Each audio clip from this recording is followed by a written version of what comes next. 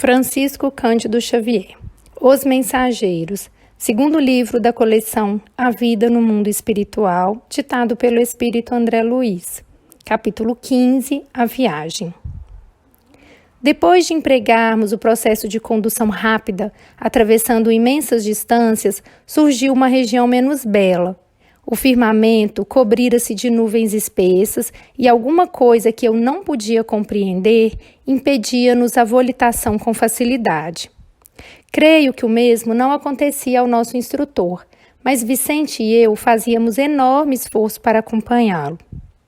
Aniceto percebeu de pronto nossos obstáculos e considerou: será conveniente utilizarmos a locomoção. A atmosfera começa a pesar muitíssimo e não devemos andar muito distante de Campo da Paz. Não precisaremos ir até lá, todavia, descansaremos no posto de socorro. Encontraremos ali os recursos indispensáveis. Mas que é isto? Perguntei admirado da profunda modificação ambiente. Estamos penetrando a esfera de vibrações mais fortes da mente humana. Achamo-nos a grande distância da crosta. Entretanto, já podemos identificar, desde logo, a influenciação mental da humanidade encarnada. Grandes lutas desenrolam-se nestes planos e milhares de irmãos abnegados aqui se votam à missão de ensinar e consolar os que sofrem. Em parte alguma, escasseia o amparo divino. Nesse instante, chegáramos ao cume de grande montanha, envolvida em sombra fumarenta. No solo, desenhavam-se trilhas diversas, à maneira de labirintos bem formados. Observando-nos a estranheza, Aniceto falou com otimismo: sigamos. Neste momento, ó Deus de bondade, alguma coisa imprevista me felicitava o coração. Contrastando as sombras, raios de luz desprendiam-se intensamente de nossos corpos. Extraordinária comoção apossou-se-me da alma. Vicente e eu ajoelhamo-nos a um só tempo, banhados em lágrimas, enviando ao Eterno os nossos profundos agradecimentos em votos de júbilo fervoroso. Estávamos embriagados de ventura. Era a primeira vez que me vestia de luz, luz que se irradiava de todas as células do meu corpo espiritual. Aniceto, que se mantinha de pé a contemplar-no com expressão de alegria, falou comovidamente: muito bem, meus amigos, agradeçamos a Deus os dons de amor, sabedoria e misericórdia. Saibamos manifestar ao Pai o nosso reconhecimento. Quem não sabe agradecer, não sabe receber, e muito menos pedir. Durante muito tempo, Vicente e eu mantivemos-nos em prece repleta de alegrias e de lágrimas. Em seguida, retomamos a marcha, como se estivéssemos vestidos em sublime luminosidade. As surpresas, no entanto, sucediam-se ininterruptamente. Aquelas vias de comunicação eram muito diversas das que conhecia até ali. Mergulhávamos num clima estranho, onde predominavam o frio e a ausência de luz solar. A topografia era um conjunto de paisagens misteriosas, lembrando filmes fantásticos da cinematografia terrestre. Picos altíssimos semelhavam vigorosas agulhas de treva, desafiando a vastidão. Descíamos sempre como viajores, ladeando escuros precipícios, em país de exotismo ameaçador. Esquisita vegetação subia do solo, de espaço a espaço, entre os grandes abismos.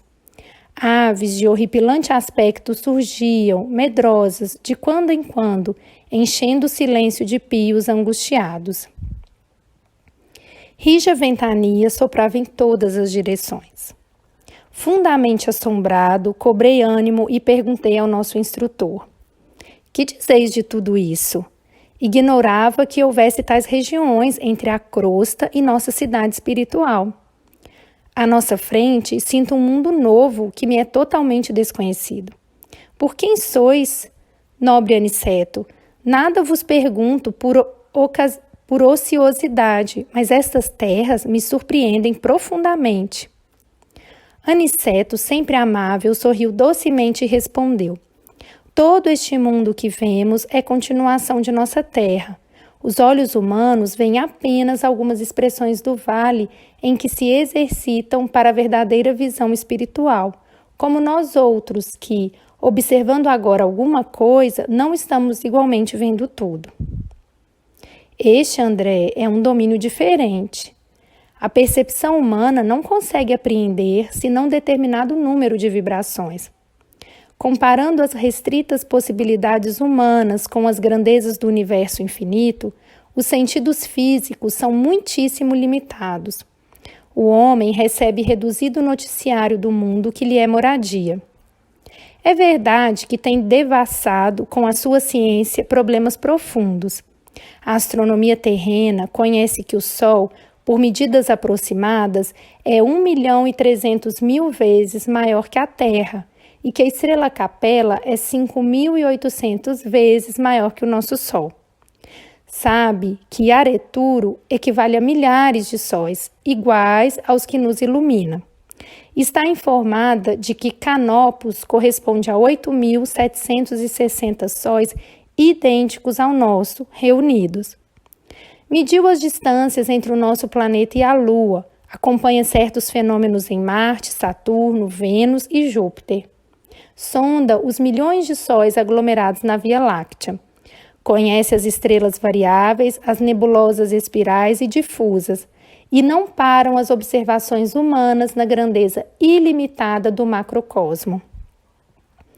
A ciência vai igualmente aos círculos atômicos, analisa a materialização da energia, o movimento dos elétrons, estuda um bombardeio de átomos e esquadrinha corpúsculos diversos. Mas todo esse trabalho, com a colaboração das lunetas de alta potência e dos geradores de milhares de volts, ainda é serviço que apenas identifica os aspectos exteriores da vida. Há, porém, André, outros mundos sutis, dentro dos mundos grosseiros, maravilhosas esferas que se interpenetram. O olho humano sofre variadas limitações e todas as lentes físicas reunidas não conseguiriam surpreender o campo da alma, que exige o desenvolvimento das faculdades espirituais para tornar-se perceptível. A eletricidade e o magnetismo são duas correntes poderosas que começam a descortinar aos nossos irmãos encarnados alguma coisa dos infinitos potenciais do invisível, mas ainda é cedo para cogitarmos de êxito completo. Somente ao homem de sentidos espirituais desenvolvidos é possível revelar alguns pormenores das paisagens sob nossos olhos. A maioria das criaturas ligadas à crosta não entende estas verdades, senão após perderem os laços físicos mais grosseiros. É da lei que não devemos ver, senão o que possamos observar com proveito. Nessa altura, Aniceto calou-se. Comovido com as instruções, guardei religioso silêncio. Agora, em meio das sombras, divisava alguns vultos negros que pareciam fugir apressados, confundindo-se na treva das furnas próximas. Nosso orientador avisou cauteloso. Procuremos interromper os efeitos luminosos do nosso corpo espiritual. Bastará que pensem com vigor na necessidade dessa providência. Estamos atravessando extensa zona a que se acolhem muitos desventurados, e não é justo humilhar os que sofrem com a exibição de nossos bens. Obedecendo ao conselho, verifiquei o efeito imediato. Os fios de luz que me irradiavam do corpo apagaram-se por encanto. A excursão tornou-se menos agradável. Descíamos milagrosamente através dos despenhadeiros de longa extensão. A sombra fizera-se mais densa, a ventania mais lamentosa e impressionante. Após algum tempo de marcha em silêncio, divisamos ao longe um grande castelo iluminado. Aniceto fez um gesto significativo com o indicador e explicou: é um dos postos de socorro de Campos da Paz.